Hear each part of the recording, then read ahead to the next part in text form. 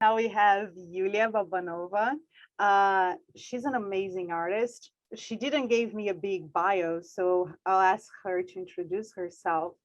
But besides being a very competent and brilliant artist, an NFT artist, now she's studying again coding for NFT and researching and has social projects involved with NFTs. I'm really curious to hear all you are doing. Please show people better like what you're doing than what I was capable to do now.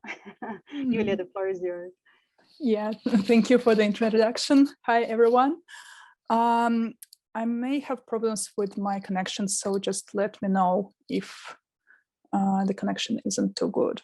I'm gonna share my screen now. We do. Okay.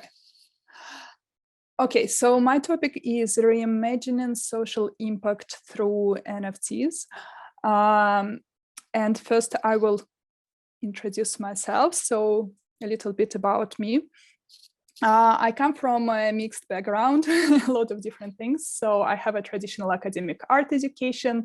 I work in many disciplines as an artist. And I also worked for 10 years in design, particularly in fashion, graphic, and textile design. I also launched several small businesses and projects as a creative director. With the crypto, I discovered Bitcoin in 2015, Ethereum in 2017, and then last year I discovered NFTs, but I only fully fell down the crypto rabbit hole only in spring this year. And when I did, I launched the Russian Hikatnung community that currently has 770 artists and collectors that co-create together, exchange the knowledge, and it's very beautiful space. So I started collecting art on Tezos, minted some of my own NFTs there, and then I started engaging more with Ethereum platforms and collecting art there. I helped organize NFT art show in Bali in Decentralised and crypto voxels, and currently I'm working as NFT creative lead on social impact NFT startup called Open Art, and also I'm part of educational Web3 community called Kernel. I'm a guide and fellow there, which I also recommend for everybody interested in crypto topics. Look that up. It's a beautiful space. So forgive me if you already know all about NFTs, but I was quite surprised as I met a lot of people recently who don't know what NFTs are, and even in the creative space. So I'm gonna quickly cover the basics before starting about my topic. So first of all, NFT is a token that represents ownership of unique items. And we can tokenize a lot of things like art, collectibles, photos, music, text, metaverse land parcels, in-game items, and so on. They can also represent physical assets or be redeemable for a physical asset. I think that's a part that is not so widely used right now, but I believe in the future it will be more common. I also believe that we are now just scratching the surface of what is possible with NFTs and all the possible use cases, because basically every case where the ownership can be transferable and it needs to be tracked, it's a use case for an NFT. So NFT full name is a non-fungible token. And what is non-fungible? It means that these things are not interchangeable for other items because they have unique properties. Because basically everything in our life and that surrounds us are like either non-fungible or semi-fungible, like houses, furniture, books, etc.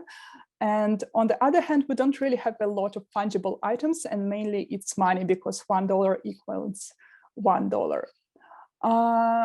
So there is a common misconception. A lot of people who are just introduced to the concept of NFT thinks that this art, this kind of like picture JPEG, is actually the NFT, but it's actually not. It recently led to a number of memes among the community and a lot of gotcha Twitter posts, like I right-click saved all your NFTs, now I own them. But the thing is that you are buying an ownership token that represents the picture or the art and not the other way around. So it's like the same as Googling Mona Lisa and saving the picture and saying that you own a Mona Lisa now because you saved this JPEG, which is not true. So the original will always have value, and blockchain gives us opportunity to easily verify and confirm the rightful owners.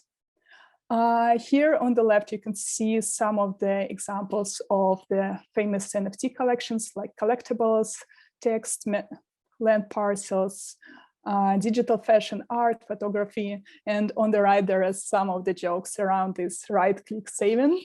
Recently, there was this website called NFT Pirate Bay, and it made a lot of articles, and people were saying that how it saved all the NFTs, but it missed the idea of what NFT is. So here's why I outlined some of the important points that I believe why NFTs represent a better model of creator economy than it was before. So first of all, it's verifiability. Anyone can access the blockchain and verify who's the real owner of current token. Of course, like a lot of this place is anonymous, so you won't see that the actual name, but then you can still like check who owns what and what's, for example, what number of tokens is owned by a certain wallet and stuff like that. Also, there are automated verification apps like Collabland, for example, and it gives us opportunity to create token-gated community and token-gated content, which I think also offers a lot of interesting possibilities for creators who create like ongoing content and have a community around it. Then NFTs are way more accessible than traditional art in a way that it gives the possibility for creators from all over the world, regardless of their age, gender, and nationality, to sell their stuff on blockchain. And also it allows them to transfer these items instantly, whereas, for example, when you live in a third world country, like shipping your work costs a lot of money, takes a lot of time, it's troublesome, and it just has a lot of complexities. So actually, NFTs allowed a lot of artists from third world countries to start engaging in a global art scene that wasn't possible before. Also, the interesting part about NFTs is royalties and IPs. So artists receive direct royalties from each resale of their work, and actually they choose what to do with intellectual property. They can retain their IP, or they can make it public IP like Toads did. And on the left, you can see example of this collection. It's this cute pixelated toads. And they just give away the intellectual properties, so all the owners of these collections can do whatever they want with this work, which is also like an interesting artist statement.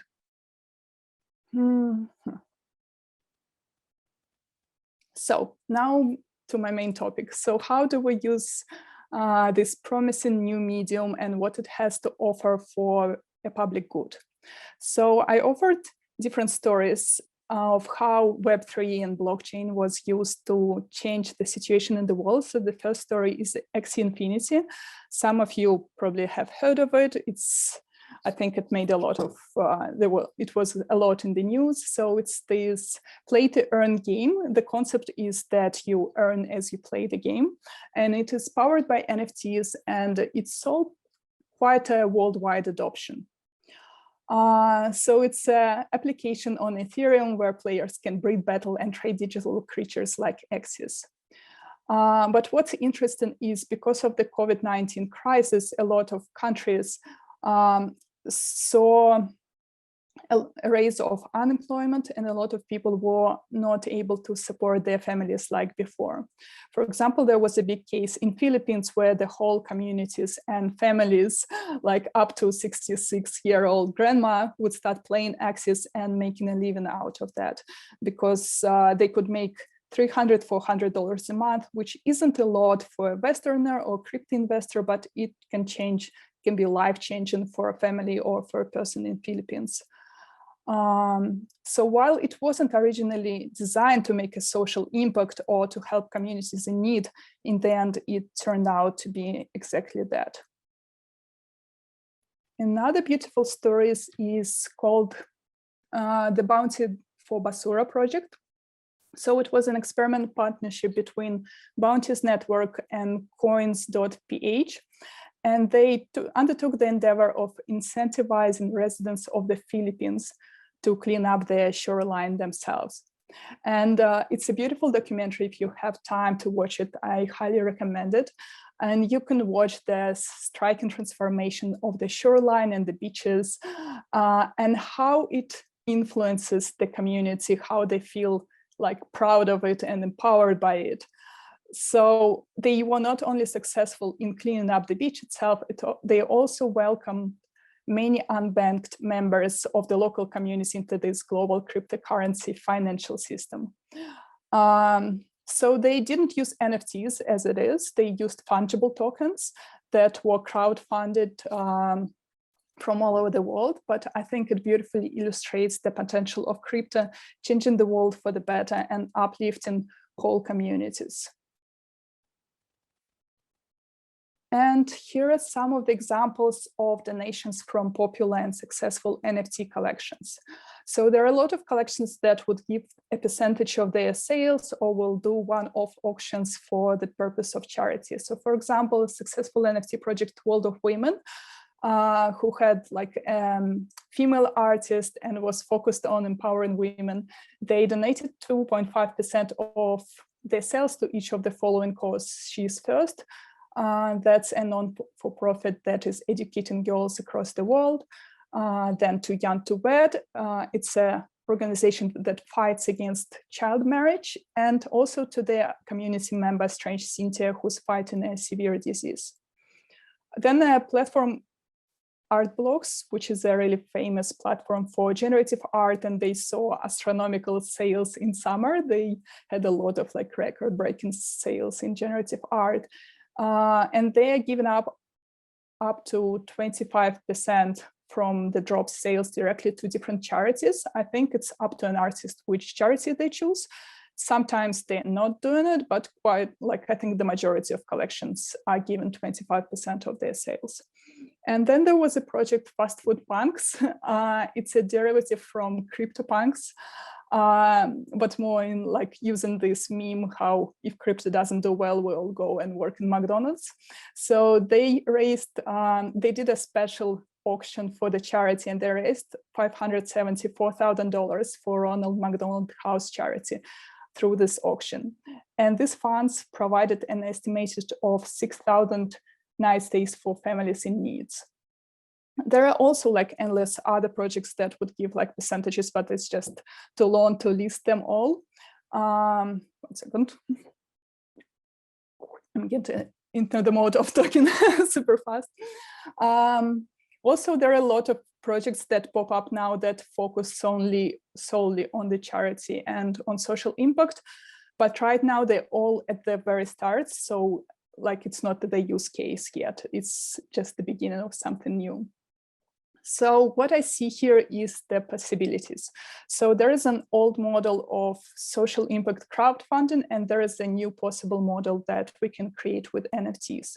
So in our old model, there was a one-way giver and receiver. So basically what happens, you give money to the charity and the relationship ends. So you may like receive a thank you letter, you may receive like other letters, but you don't really follow the journey.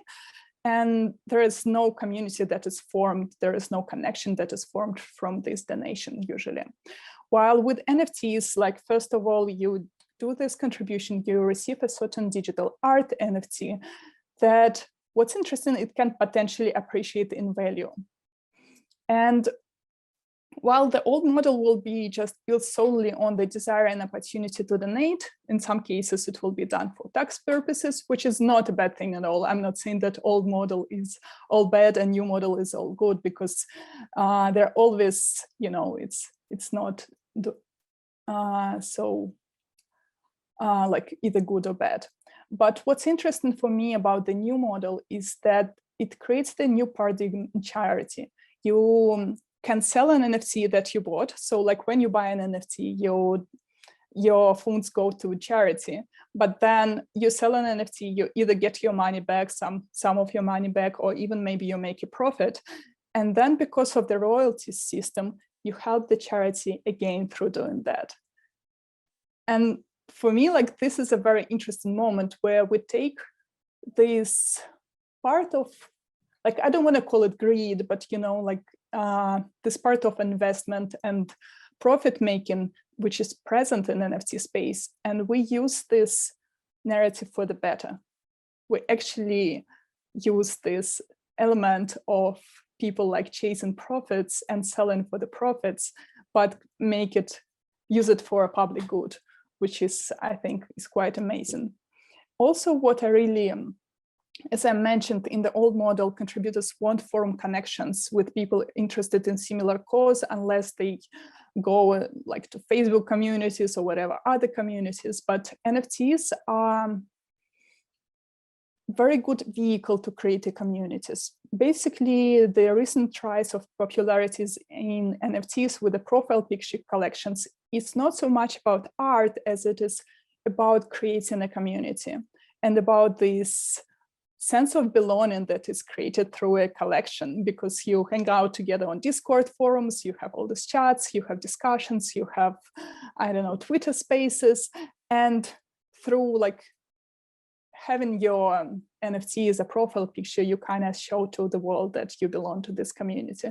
So there are different ways how, like through NFTs, you can form a long-term community that is formed around a goal, and you like rallying the members around this common purpose.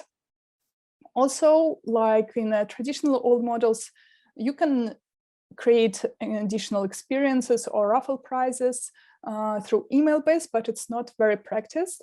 While in NFTs, it's actually very easily to create these additional experiences through token-gated content and to create sort of raffles that will be verified on chain, so everybody knows it was a fair giveaway, because everything, like there's tools to verify it on chain. Also, with the old model, quite often there is a lack of transparency of the funding, where you don't know how much money were raised and where this money went.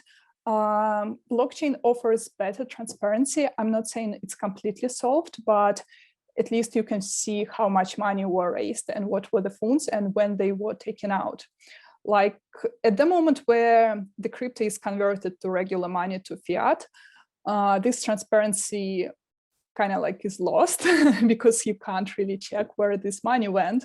But then it's up to the project to be transparent and honest and documenting like their journey and sharing, okay, like here we go, that's what we've done. And it brings me to the project that I'm currently part of, and I'm being a creative NFT lead of. We're called Open Art. So seeing this potential of NFTs and blockchain to make a difference in the world, we came together with a group of artists, entrepreneurs, and crypto natives to create one of the first NFT projects dedicated solely to social change. We're using Web3 ethos and all the values that come with it, and pioneering a new paradigm in social impact, fundraising, and mobilization. So we are blending art, storytelling, and technology to empower great charities and change makers with the funds and support they need to broaden their impact. For our first mission, we partnered up together with a non-for-profit organization in Bali that is focused on permaculture, to sustainably improve the quality of life of 10,000 Indonesians in Bali living through social and economic hardships. So it's a very beautiful organization, and most of our team is in Bali. I'm currently not. And we are documenting the whole journey. So we're launching an NFT collection together with a feature documentary that is documenting all our journey from coming up with this idea, from building a team to actually make it live. So I think it's also quite interesting because quite often now we see the result when the collection is launched, but we don't really see all the work and all the journey and all this behind the scenes stuff that goes into creating an NFT collection. So we just launched Twitter. You can find we are Open Art on Twitter. It has like very small number of followers because we basically launched just a couple of days ago, and we're in very early stages of our project. So there is one more topic that I want to cover before finishing, and it's quite an elephant in the room. So what about NFTs destroying our planet? Because when we talk about social impact, it will be obviously there will be a lot of people who are concerned about environment and about these rumors that NFTs are very damaging for the planet. So here's about environmental debate. First of all, there is very common misconceptions about how directly NFTs impact environments. So the thing is, majority of current NFTs are minted on Ethereum, which uses proof of work system, and it consumes a lot of computing power. This energy is required to keep the network secure and decentralized. But the thing is that this power is required constantly, and new blocks in the blockchain are created consistently for the network to function. And it doesn't matter whether they filled with transactions, with NFT transactions, with DeFi transactions, or they are empty. So as a result, like you minting or not minting NFT on Ethereum doesn't directly increase the carbon footprint of Ethereum. So I think that's quite important to understand, because it's like a technical detail that a lot of people don't understand. So I think the environmental debate around NFTs should have more ethical nature. And it comes to like, do we want to mint NFTs and thus support the blockchain that is having a destructive impact on the planet and, you know, like promote it? To be honest, I don't think that like each individual collection or artist making this choice really influences how popular Ethereum is. But also I think it's important to consider that Ethereum is working hard to move to layer 2 next year. Presumably, it's not 100% that it will happen in 2022, but it's the goal. And they will replace mining with staking technology, and it will reduce energy consumption by 99.95%. which as a result, all the transactions on Ethereum will create lower carbon emissions than, for example, Visa. And also, like there is so much work on Ethereum that is made around the climate change and about like different initiatives. So personally, like I feel very aligned with values and what people do on this blockchain. But again, there are alternative options. You may choose not to use Ethereum until they move to a greener energy, but there are multiple alternatives. So for example, you can use green proof of stake chains such as Solana or Tezos. Tezos is quite big for the artists. And or you can use Ethereum compatible protocols like Polygon or Immutable X. Immutable X is a new protocol, and I think it's gatekept at the moment, gate-kept in the moment. So you need like a permission from the creators of this protocol to create on it, but it's still quite doable. Or you can use Ethereum and do carbon offsets with the help of KlimaDAO or other organizations that you may find. So that will be it for me. If you want to get in touch, my personal Twitter is Yulia_8. And Open Art Twitter is We Are Open Art. Thank you so much, Yulia. We don't have many questions here yet, besides people asking about your Twitter. Oh, there you go. How do you see artists co-creating now that much of our communication is digital? Anthony is asking that. Artists co-creating now. There are a lot of really good examples around the blockchain websites about co-creations. One to look at is called Dada.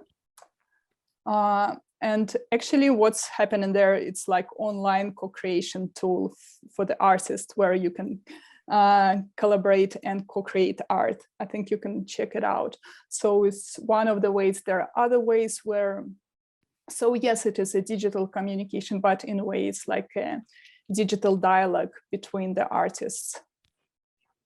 The question about Cardano, like yeah. I'm not so much about like a blockchain expert, to be honest. I know about Cardano, but I haven't looked into it that much. I know that I don't really know successful NFT projects on Cardano, to be honest, and people are not speaking about it so much. I think people more talking about like Tezos and Solana, but with Solana, majority of the projects are more like copy paste of existing successful Ethereum projects, which doesn't really do it a good image. But hopefully it will change and there will be some more interesting art there. Can you read the question and I'll come back in the chat? What's that again? Okay, I can ask that for you. I was asking if you could. In regard to regulations with non-profit fundraising in Bali, how are the regulations in conversation back into fiat for use on the ground? And it's asking an interesting question. Yeah, I think it's very important, and that's what we actively looking into and consulting a lot of like lawyers and people who have a similar experience. We don't have the exact answer yet because it's not really like we're looking at different options, but they should be like conversion to fiat for sure. So, but once we fix it, we will share with the rest of the world how it's done. Thank you, Eric. Yulia, I have a personal question for you. And this experience with NFTs coming from analog art to NFTs, what was the biggest challenge and the biggest win, the biggest pleasure that you found, that you encountered? I think I'm still like very much in the journey here with NFTs, but what I realized, so I come from a painting background, and my first, like obvious decision was just to make pictures of my painting and mint them as NFTs. But what I realized later on, I think the ideal use for NFTs is make them medium native, like to ask yourself why this thing should be an NFT besides just like a use to sell it. Because NFTs is a digital nature. So I think the art should be like, not should be, but like it's cool to use the art that is digital in the nature and also playing with this potential of NFTs, because like, for example, NFTs are minted through smart contract, and the smart contract like offers a lot of creative possibilities how you can create an NFT. Like you can create an NFT behaving in a different way. You can create an NFT that changes its look depending on like outside stimulus. For example, it can change depending on the time of the day. It can change depending on the course of like exchange rate of Bitcoin. So it offers a lot of these creative possibilities that I think very interesting to explore. So besides just like taking your art directly to the blockchain, you can like add this digital layer of creativity on top of it. I want to thank you so much for coming and sharing. I think you were so knowledgeable and you explained so well. It helped me personally to understand better NFTs and what's going on in the market. Thank you for having me. My pleasure, and thank you for being here with us. Do you want to leave any message, some contact? Yeah, I will leave my contacts in the chat. Okay. Thank you so much again. Have fun in London. Yeah, thank you.